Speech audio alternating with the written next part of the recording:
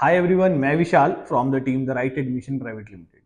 तो आज मैं आप सबके साथ कुछ ऐसे टॉपिक्स डिस्कस कर रहा हूँ एनआरआई एडमिशन्स को लेकर, जो कि कंफ्यूजन्स हैं उन पेरेंट्स के मन में कि हमें एनआरआई एडमिशन्स के साथ जाना चाहिए या हमें इंडिया की डोमेस्टिक एमबीबीएस एडमिशन्स के साथ जाना चाहिए, क्योंकि उनके पास दोनों ऑप्शंस हैं। यानी कि वो एनआरआई भी क्लेम कर सकते हैं और वो इंडियन एडमिशंस भी क्लेम कर सकते हैं। तो ये वीडियो स्पेसिफिकली उन सब पेरेंट्स के लिए है। आई होप कि आपको काम आएगी। और मैं आपको साथ ही साथ ये सजेशन भी दूंगा कि अगर आप एनआरआई में जाना चाहते हैं तो आप 100% किसी एक अच्छे कंसल्टेंट को जरूर हायर करें, क्योंकि ये एक बहुत ही कॉस्टली प्रोसेस है। तो ऐसा ना हो कि आप अपनी इंडिया की एडमिशन भी स्किप कर दें, प्लस एनआरआई में आप बहुत सारे पैसे इन्वेस्ट कर दें जिसका आपको सही रिजल्ट ना मिल सके। तो चलिए हम स्टार्ट करते हैं। सबसे पहला एक कॉमन क्वेश्चन जो लोगों के मन में है, पेरेंट्स के मन में है, वो ये है कि भाई एनआरआई कोटा क्या होता है। तो इंडिया के अंदर लगभग, मैं लगभग इसलिए कह रहा हूं क्योंकि बहुत सारी स्टेट्स हैं जहां पर एनआरआई सीट्स हैं और बहुत सारी स्टेट्स ऐसी भी हैं जहां पर एनआरआई सीट्स नहीं है, जैसे कि दिल्ली में एनआरआई सीट नहीं है। तो लगभग हर स्टेट में, कुछ स्टेट्स को अगर छोड़ दिया जाए, तो एनआरआई सीट्स रिजर्व करी गई हैं। यानी कि गवर्नमेंट कॉलेजेस के अंदर, प्राइवेट कॉलेजेस के अंदर कुछ परसेंटेज ऑफ जो सीट्स हैं वो स्पेसिफिकली सिर्फ और सिर्फ एनआरआई कैंडिडेट के लिए रिजर्व करी गई है। तो उस कोटे को कहा जाता है एनआरआई कोटा। अब अगला जो लोगों के मन में सवाल है कि यार एनआरआई कोटे के अंदर कौन कौन लोग आते हैं, तो मैं आपको कोशिश कर रहा हूं कि सिंपलेस्ट टू सिंपलेस्ट बता सकूं। तो आप इसको अगर समझना चाहें तो पॉज करके इसको लिख भी सकते हैं। उसके बावजूद भी अगर कोई डाउट आता है तो आप हमारे साथ कांटेक्ट कीजिए। तो सबसे पहले कीपिंग इट वेरी सिंपल कि जो बच्चा इस साल एग्जाम देने जा रहा है, यानी कि कैंडिडेट इटसेल्फ एनआरआई है, यानी कि उसके पास या तो वहां का पासपोर्ट है उस कंट्री का, या उसके पास वहां का कोई पीआर है, उसके पास ओसीआई कार्ड है इंडिया का, है ना, या वो वहां पर रह रहा था कुछ सालों से अपने पेरेंट्स के साथ, तो वो बच्चा एनआरआई माना जाएगा। तो अब वहां पर वो कितने टाइम से रह रहे हैं, मतलब मान लीजिए उसके पास पासपोर्ट भी नहीं है वहां का, उसके पास पीआर भी नहीं है वहां की, तो वो मिनिमम टू मिनिमम 182 डेज अगर अब्रॉड रहा है तो वो बच्चा एनआरआई कंसीडर किया जाएगा। ये ग्रेड 1 के एनआरआई बच्चे हैं। तो अगर आप इस कैटेगरी में फॉल करते हैं तो आपके पास abundance and abundance of opportunities हैं, आपको जो ग्रैब कर सकते हो आप एनआरआई कोटा के थ्रू। उसके बाद अगर बच्चा खुद एनआरआई नहीं है बट उसके पेरेंट्स एनआरआई हैं, मदर या फादर, तो मदर या फादर के पास या तो फॉरेन कंट्री का पासपोर्ट है, या उनके पास वहां की पीआर है, या सिटीजनशिप है, या उनके पास वहां का वर्क वीजा है और उन्होंने कुछ टाइम वहां पर वर्क किया भी है। तो कितने टाइम किया, कैसे किया है, उसको हम डिस्कस करेंगे जब आप हमारे साथ कॉल पर आ जाएंगे। बट बेयर मिनिमम 182 डेज आपने काम किया होना चाहिए उस टाइम पे, है ना। तो वो बच्चों को भी एनआरआई कोटा मिलेगा जिनके माँ बाप के पास ये सब चीजें हैं। उसके बाद आ जाता है उन बच्चों के रियल भाई बहन, यानी कि जो रियल भाई बहन है उनके पास फॉरेन कंट्री का पासपोर्ट है, या उनके पास वहां की पीआर है, या वर्क वीजा पे वो वहां पर 182 दिन से ज्यादा, 182 डेज से ज्यादा वो वहां पर काम कर रहे हैं, तो वो भी इसमें एनआरआई कैटेगरी के अंदर आ सकते हैं। उसके बाद आ जाता है कि भाई बच्चों के जो पेरेंट्स के भाई बहन है, यानी कि चाचा जी, ताया जी, है ना, बुआ, है ना, ये सब लोग एनआरआई हैं, तो वो भी अपने इन बच्चों को स्पॉन्सर कर सकते हैं, वो भी एनआरआई कैटेगरी में आते हैं। मदर के जो साइड के लोग हैं, जैसे कि मासी होगी, मामा हो गए, है ना, ये सब लोग आते हैं, तो ये सब लोग भी एनआरआई कैटेगरी के अंदर आ जाते हैं। तो इसको भी आप कंसीडर कर सकते हो। तो ये सब लोग एनआरआई के अंदर फॉल करते हैं। इसके बाद जो एक और पॉइंट है वो ये कि कजन्स, आपके कजन्स का मतलब क्या है? कजन्स का मतलब ये है कि आपके चाचा चाची के बच्चे, मतलब कि फ्रॉम योर फादर साइड जो आपके कजन्स हैं वो भी आपको स्पॉन्सर कर सकते हैं। फ्रॉम योर मदर साइड्स जो कजन्स हैं वो भी आपको स्पॉन्सर कर सकते हैं। तो ये एक मैक्सिमम लिमिट है कि जो लोग एनआरआई के अंदर फॉल कर सकते हैं। मैं इसको मैक्सिमम लिमिट इसलिए कह रहा हूं, इसके बाद भी कुछ ऑप्शंस हैं जिसमें आप एनआरआई में जा सकते हैं, है ना, यानी कि बहुत दूर के रिलेशन को भी एनआरआई में लेकर आ सकते हैं, बट उसका कोई फायदा नहीं मिलेगा।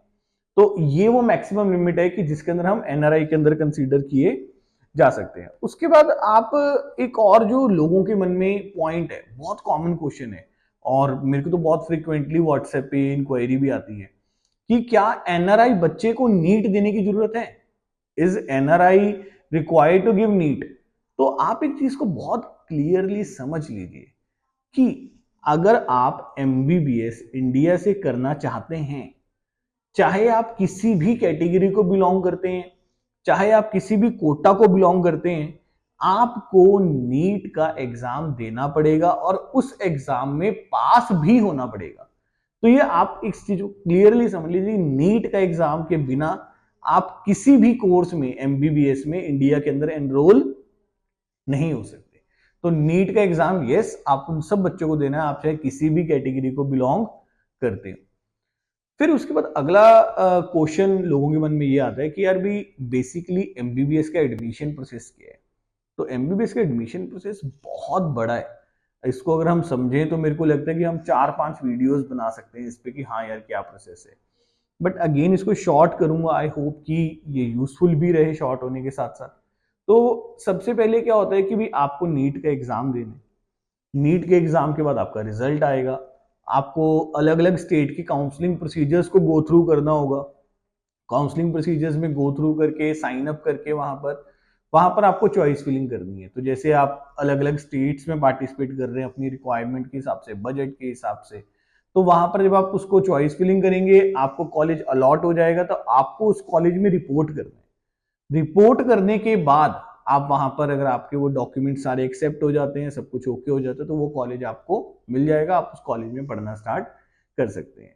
तो बहुत सिंपल लग रहा है प्रोसेस, है ना, बट उतना ही ज्यादा कॉस्टली और कॉम्प्लेक्स भी है, क्योंकि कॉलेजेस को भरना कोई मुश्किल बात नहीं है। हमें ये देखना है कि हमारे जो पैसे लग रहे हैं क्या उस पर मैं अपना बेस्ट कॉलेज निकाल पा रहा हूँ, है ना, कि भी मैं इतनी हैवी अमाउंट इन्वेस्ट कर रहा हूँ, तो क्या मैं उस पर कोई बेस्ट कॉलेज भी निकाल पा रहा हूँ, कुछ ऐसा मैं गलती तो नहीं कर रहा कि इतने सारे पैसे मैंने इन्वेस्ट कर दिए, क्या पता इससे बेटर अपॉर्चुनिटी मेरे को अपने एरिया के पास या इससे कम बजट में मेरे को कहीं और भी मिल सकती थी, है ना। और इसमें एक बहुत बड़ी जो मिस्टेक होती है, इसमें क्या होता है कि भी generally most of the states जहां पर एनआरआई है, वो आपके डॉक्यूमेंट्स वेरीफाई करते हैं आपकी एडमिशन होने के बाद।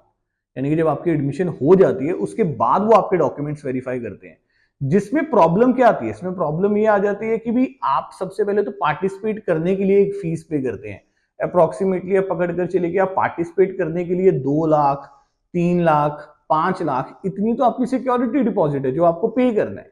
उसके बाद आपको जब कॉलेज अलॉट हो गया, आपको कुछ अमाउंट ऑफ फीस ऑनलाइन पहले ही पे करनी पड़ती है उनको, है ना। तो वो आप ऑनलाइन पे कर देते हैं, उसके बाद आप कॉलेज जाते हैं, जहां पर जाकर वो देखते हैं कि क्या आपके डॉक्यूमेंट सारे सही हैं, है ना। तो अगर वहां पर आपके डॉक्यूमेंट्स गलत हो जाते हैं, आपके डॉक्यूमेंट्स रिजेक्ट हो जाते हैं, तो एक तो आपको जो सिक्योरिटी डिपॉजिट था, जो 2, 3, 5 कुछ भी अमाउंट जो आपने अलग जगह पे करी, वो आपकी फोरफिट हो जाएगी सारी।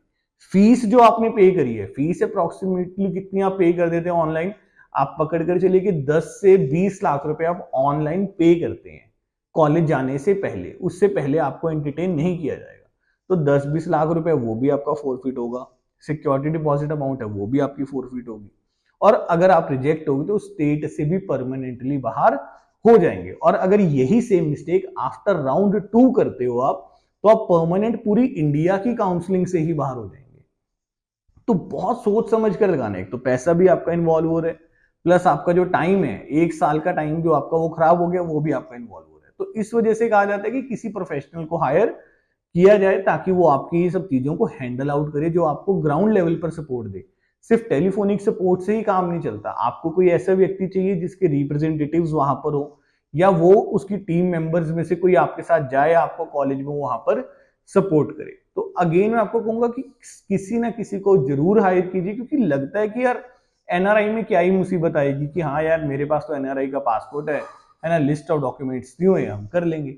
आप भूल जाते हैं कि ये सारा प्रोसेस इंडिया में हो रहा है। इंडिया में कोई भी चीज आसान नहीं है। जब आप गवर्नमेंट लेवल पर कहीं पर कोई काम करना स्टार्ट करते हैं, तो ऑटोमेटिकली वहां पर बहुत सारी प्रॉब्लम्स आ जाती हैं, क्योंकि उनको अपना प्रोसेस भी क्लियरली कंप्लीटेड उनके माइंड में नहीं होता कि ये प्रोसेस है क्या, है ना। तो आपको ये चीजों को बहुत ध्यान से आगे लेकर जाना है। देन उसके बाद हम ये देख लेते हैं कि भाई एनआरआई कोटे में बेसिकली फायदे क्या है, नुकसान क्या है ना।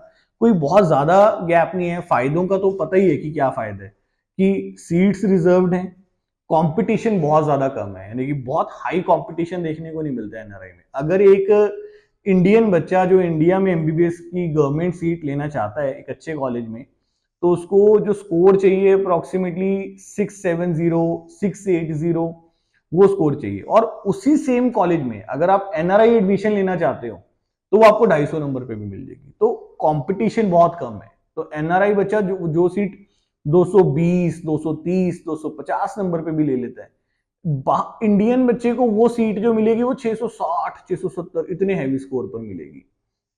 उसके बाद आ जाता है कि भाई नुकसान क्या है। तो नुकसान एक है कि बजट, फीस बहुत ज्यादा हाई है। तो इसको मैं एंटायरली नुकसान नहीं कहूंगा, क्योंकि आप देखिए कि अगर आपके बच्चे का 250 का स्कोर है तो वैसे भी आपके बच्चे की 20 25 30 50 लाख में एमबीबीएस होने वाली नहीं थी, है ना। तो भी आप कम से कम 1.25 करोड़ 1.5 करोड़ रुपया खर्च करते ही करते। तो क्यों ना, जब उतने पैसे खर्च कर रहे हैं तो क्यों ना इंडिया के टॉप मोस्ट कॉलेजेस में अपने बच्चे को डाला जाए, है ना। तो कॉस्ट ज्यादा है, बट आपको ये देखना है कि उस स्कोर पर वैसे भी आप क्या फीस पे करते हैं, क्योंकि 660 नंबर लेकर तो आप एनआरआई नहीं ले रहे, मैंने आपको रेकमेंड भी नहीं करता। बट अगर आप लो स्कोर में है तो आप देखिए कि वैसे भी उतने पैसे लग रहे हैं, क्यों ना उतने पैसे लगाकर हम किसी बेटर कॉलेज में जाए। और कई बार ऐसा भी हो सकता है कि शायद एनआरआई में कंपेरेटिवली कम पैसे लगे, जो 1.5 करोड़ में आप कहीं और कॉलेज ले रहे हो सकता है कि 1 करोड़ 1 करोड़ 10 में आपको कोई अच्छा कॉलेज नॉर्थ इंडिया में आपके आसपास ही मिल जाए। तो मेजर एक चैलेंज जो है, जो यानी कि ड्रॉबैक में हम सोच सकते हैं कि हाँ, आपको ये देखना है कि क्या आपका बच्चा बाहर से आ रहा है जब, तो क्या वो यहाँ के कल्चर के साथ, यहाँ के माहौल के साथ, यहाँ के खाने के साथ एडजस्ट कर पाएगा, है ना। ये आपको एक चीजों को ध्यान रखना है, क्योंकि आपको देखना है वहां पर जाकर कि वहां का जो हॉस्टल है, वहां का जो मेस है, क्या हमारा बच्चा वहां पर एडजस्ट हो पाता है ना। ऐसा ना हो कि आप बहुत सारे पैसे इन्वेस्ट कर दे, बाद में आपका बच्चा आपको परेशान करे कि नहीं जी मेरे को तो ये माहौल ठीक नहीं लग रहा, यहाँ पर जी मैं खा नहीं सकता, मैं रह नहीं सकता। एक और लास्ट क्वेश्चन जो कि पेरेंट्स के मन में आता है कि सर अगर हम एनआरआई क्लेम कर रहे हैं तो क्या मैं उसके साथ साथ अपनी अदर रिजर्वेशंस भी क्लेम कर सकता हूँ। अदर रिजर्वेशंस इन लाइक कि भाई जैसे इंडिया में कैटेगरीज रिजर्व्ड होती हैं, एससी की सीट्स हैं, एसटी की सीट्स हैं, बीसी की सीट्स हैं। और डिफरेंट स्टेट्स में जैसे पंजाब है तो पंजाब में टेररिस्ट अफेक्टेड की सीट्स है, राइट्स अफेक्टेड की सीट्स हैं। तो हर स्टेट में बहुत सारी रिजर्वेशंस हैं, इंडिया में बहुत सारी रिजर्वेशंस हैं। तो सर हम एनआरआई के साथ साथ उस रिजर्वेशन को भी बिलोंग करते हैं, तो क्या मैं वो रिजर्वेशन भी क्लेम कर सकता हूँ? नो। अगर आपने एनआरआई क्लेम कर लिया तो बाकी सारी रिजर्वेशन आपके मतलब की नहीं है ना। तो आप इस चीज को बहुत ध्यान से रखें। तो अब लास्ट में हम ये देख लेते हैं कि भी हमें एनआरआई क्लेम करना चाहिए या हमें एक डोमेस्टिक एमबीबीएस एडमिशन प्रोसेस को फॉलो करना चाहिए। तो आई वुड सजेस्ट कि आप बहुत सारे फैक्टर्स को पहले समझिए, जैसे कि बजट को समझिए, स्कोर को समझिए, देखिए कि उस स्कोर पर आपका क्या बजट लग रहा है इंडिया के अंदर, है ना। कि आप उस स्कोर पर अगर कोई कॉलेज लेने जा रहे हैं तो कैसा कॉलेज मिल रहा है और कितने पैसे स्पेंड हो रहे हैं। प्लस अगर आप एनआरआई के साथ जाते हैं उस स्कोर पे तो कितना पैसा लग रहा है, कहां पर कॉलेज मिल रहा है, किस तरह का कॉलेज है। सेकेंडली आप ये देखिए कि क्या आपके पास अगर कोई रिजर्वेशन है तो क्या वो रिजर्वेशन आपके लिए एनआरआई से बेटर है। लाइक मान लीजिए कि अगर कोई बच्चा है जिसके पास टेररिस्ट अफेक्टेड की रिजर्वेशन है इन पंजाब, तो आई वुड से कि भी टेररिस्ट अफेक्टेड की reservation is more beneficial to him than NRI. तो वो क्या कर सकता है कि वो पंजाब में टेररिस्ट अफेक्टेड की कैटेगरी के साथ पार्टिसिपेट करे, यानी कि एक जनरल कैटेगरी के साथ पार्टिसिपेट, एक नॉर्मल इंडियन स्टूडेंट की तरह पार्टिसिपेट करे विद टीए कैटेगरी, और बाकी अदर स्टेट्स में वो एनआरआई के साथ जाए। तो आपको ये प्रॉपर प्लानिंग करनी है, आपको किसी एक अच्छे कंसल्टेंट से मिलकर आज ही डिसाइड करना होगा, क्योंकि ये कोई एक दिन का प्रोसेस नहीं है कि आपने किसी को मिले और वो एक दिन में आपके लिए सारा प्लान बना देगा। कम से कम भी अगर आप एक प्रॉपर प्लानिंग के साथ जा रही है जहां पर आपका इतना पैसा इन्वेस्टेड है, इतना टाइम इन्वेस्टेड है, तो बेयर मिनिमम आप समझ के चलिए कि आपको 20 से 25 दिन चाहिए इसकी एक प्रॉपर प्लानिंग करने के लिए। तो अभी बिल्कुल सही समय है किसी भी अच्छे काउंसलर के साथ जुड़कर, कंसल्टेंट के साथ जुड़कर उसको हायर करने का, ताकि वो आपके लिए एक बेटर प्लान बना सके। और आप उसको अभी इन्वेस्टिगेट भी कर सकते हो। मैं कहता हूं कि आप जिससे भी मिल रहे हैं एटलीस्ट आप उसको कहिए कि भाई हमें अपने प्रीवियस कुछ पेरेंट्स का नंबर शेयर करे, है ना, या उनसे बात करवाए, ताकि आपको जिस सिटी से बिलोंग कर रहे हैं उस सिटी के पेरेंट्स मिल जाएं, तो और बेटर है कि वो आपको बता पाएंगे कि हाँ यार प्रीवियस ईयर में उन्होंने हमें सपोर्ट किया है। तो आई होप कि ये वीडियो आपके काम आएगी। तो आप अगर और भी ऐसी अपडेट्स लेना चाहते हैं, हमारे चैनल को फॉलो कीजिए, प्लस हमारी टीम के साथ कॉन्टेक्ट कीजिए अगर आप हमें हायर करना चाहते हैं। Thank you, take care.